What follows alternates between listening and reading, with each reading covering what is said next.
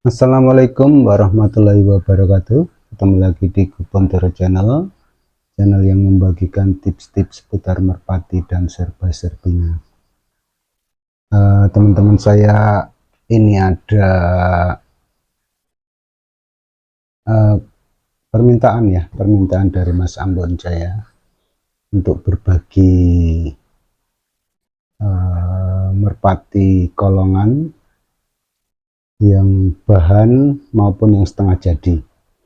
Tapi kali ini saya akan membagikan tips saya dalam melatih merpati kolong, walaupun saya belum berhasil sampai menjadikan merpati saya menjadi juara. Paling tidak saya sudah berhasil satu sampai dia ngolong, walaupun saat ini sedang istirahat karena dia mau mabung. Dia belum stabil karena dia masih emosional ya. Jadi saat dia gandeng dengan burung yang lari, dia kadang masih ikut lari. Kalau dia di bawah tinggi, dia tinggi sekali. Kemudian kalau gandengannya narung, dia juga narung. Walaupun tinggi, dia kalau musuhnya narung, dia akan narung juga. Terus dia karakter burung yang nggak mau kalah dan fighter kalau menurut saya. Dia nggak mau diduluin sama gandengannya. Tapi saat ini sedang saya istirahatkan, tapi karena sesuatu dan lain hal tangannya gatel. Saya mau coba mainkan biar cuma apa istilahnya ya, cuma untuk pemanasan saja, jangan sampai dia terlalu lama istirahat, takutnya nanti saat pemulihan tenaga setelah mabung dia lama sekali. Tapi saya rencananya cuma saya mainkan, saya lepaskan paling cuma 3-4 kali lepasan saja untuk menjaga otot-otot dia supaya tidak terlalu kaku. Itu tujuan saya. Tapi yang saya akan sampaikan di sini untuk merpati yang bahan. Artinya bahan di sini dia belum pernah kelapak. Kebetulan saya ada dua yang saya bawa kelapak. Dia masih bahan nol, belum pernah terbang. Semuanya atau dua-duanya itu terah merpati tinggian rumah ya, bukan merpati kolong. Nah, caranya adalah saat pertama kali kita bawa ke kolong, diusahakan sekali dia saat giring keket ya. Jangan sampai kita bawa ke kolong dia belum giring keket. Seandainya pun belum giring keket, bisa kita perkenalkan dia di kolong. Caranya kita kurung di kolongnya, kita istilahnya kita numpang jemur lah di kolongan itu. Kita diamkan saja, nanti kalau dia sudah mulai jinak dan sudah mengenal, biasanya ini ya tergantung burungnya ya, cepat adaptasi atau tidak. Kalau untuk burung saya itu yang satu itu yang warna tritis itu, sampai 3 giringan masih saya bawa tok. Saya bawa ke lapak, kemudian dia sudah mulai sudah mulai mengenal kolong, dia sudah bukur-bukur di dalam dondang itu, saya lepaskan, dia sudah nungguin, sudah tidak kaget lagi. Jadi dia cuma berjemur di kolongan itu kayak di pantai itulah. Dia berjemur di samping-samping dondang itu, kadang dia bukur ke sana, bukur ke sini, tapi yang penting dia tidak terbang. Karena kejadian juga belum lama ya, baru 3 hari mungkin ya, hari apa ya, 3 hari yang lalu kayaknya, saya bawa pian dalam kondisi tidak giring keket ya, dia baru demil-demil, padahal burung itu sudah lepasan sekitar 50 meteran ya, sudah pernah lepasan sampai 50 meter, karena memang mungkin memorinya sebagai burung rumahan itu masih kuat. kemarin mental dia, bukan mental ya, istilahnya apa ya, terbang dari kolongan. Jadi waktu saya umbar-umbar pertama dia biasa rupa dulu lah, seperti dulu dia jalan ke sana ke sini, beker ke sana beker ke sini, tapi mungkin karena dia agak kaget ada sesuatu, dia terbang ke genteng, terus dia terbang jauh, muter-muter di sekitar kolongan dan akhirnya menjauh ya. Mungkin dia mencari rumah, karena memang mbahnya, bapaknya itu merpati rumahan murni, belum saya silangkan dengan kolongan. Itu akhirnya nggak pulang. Kemudian kalau yang tritis itu pulang, bukan pulang, nggak kagetan dan nggak apa ya, nggak minggat istilahnya, nggak kabur. Nah itu kalau untuk merpati piye sebelum rampas ini teman-teman, kita bawa ke kolongan, kita kenalkan di kolong. Kalau mungkin kalau burung trakolongan nggak masalah ya, begitu giring keket di kolongan itu kita coba tetap dia naik sanggan, itu kita bisa lop-lop ya jarak 5 meter 7 meter lah, 5 meter lah itu kalau dari ujung sana sampai di ujung apa namanya patek itu ya, itu sekitar 5 meter. Kita fokus betinakan saja ya Mas Ambon Jaya. Kemudian kapan saat berhenti, coba diraba kakinya Mas Ambon Jaya. Kalau dia sudah hangat atau panas, sebaiknya kita hentikan, tunggu dia dingin. Nanti kalau sudah dingin, kita tunggu dinginnya itu kita biarkan saja, nanti kita melatih yang sudah jalan agak jauh.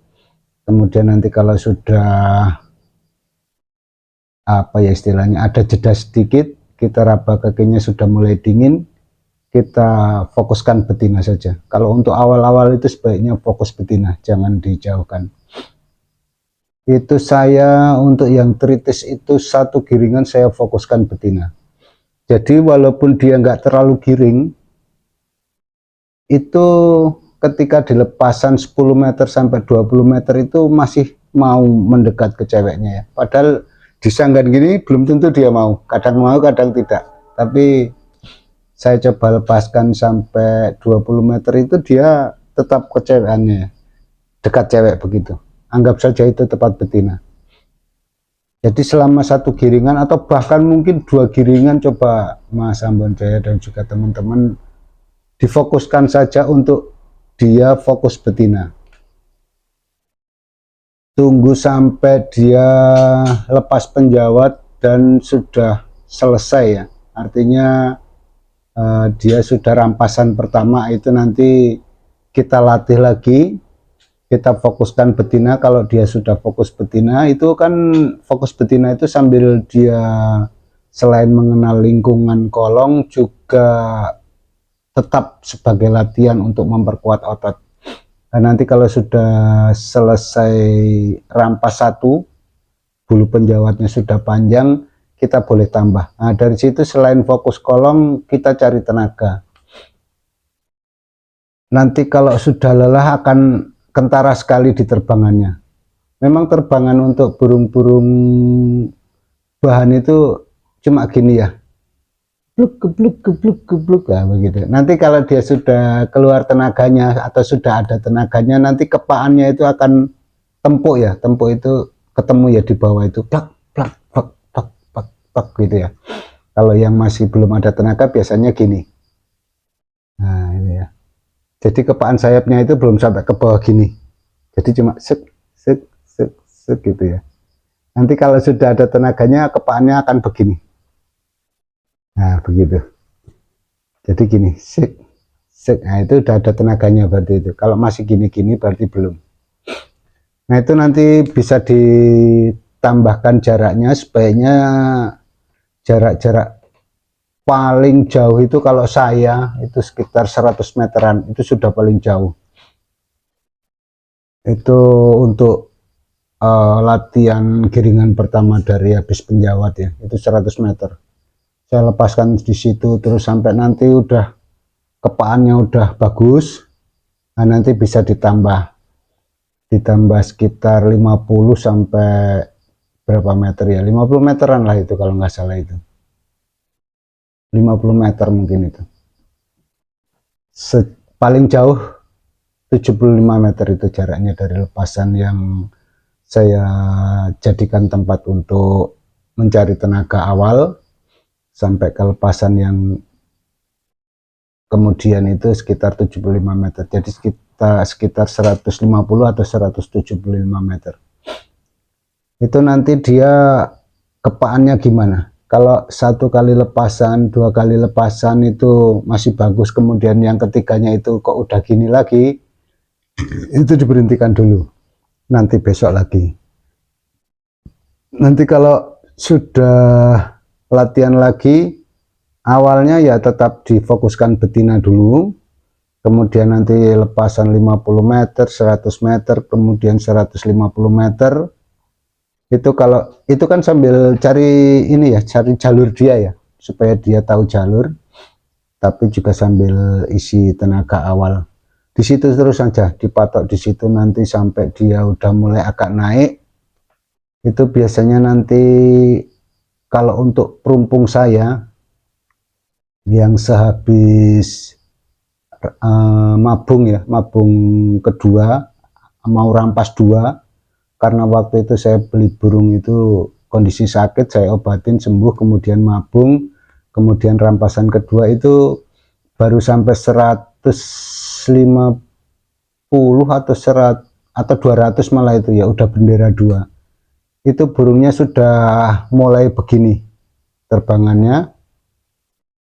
Nah, kemudian sudah mulai mumbul, saya coba gandengin supaya dia agak naik, supaya dia terbiasa naik ya, karena sudah ada tenaganya dia akan naik. Nanti kalau sering digandeng dia akan, begitu tenaganya bertambah akan semakin tinggi. Nah itu kalau nanti sudah semakin tinggi, sudah hendak lari lagi, itu baru nanti saya engkel lagi, tapi di jarak, dari jarak 50, 100, 150, 200 itu saya engkel terus.